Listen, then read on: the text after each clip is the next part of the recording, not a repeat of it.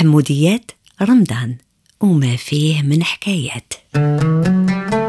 في ليالي شهر رمضان المبارك وتحت اسمه المنورة بالهنا والخير اللي نابع من القلوب، يتجمعوا الناس الزينين على الموايد باش يشاركوا لحظات حلوة مع اللي عزاز عليهم، الأهل والأحباب وحتى عابري السبيل. هذا هو الشهر اللي نتلموا فيه ونتقاسموا فيه. في هذا الشهر الفضيل الفطور مع بعض يوصي عليه الإسلام. عن أبي هريرة رضي الله عنه قال رسول الله صلى الله عليه وسلم: طعام الاثنين كافي الثلاثة، وطعام الثلاثة كافي الأربعة. والكرم ما يحبش عند العيلة والأحباب. وجبت إفطار جماعية كبيرة يتم تنظيمها في الشوارع باش يفطروا المحتاجين.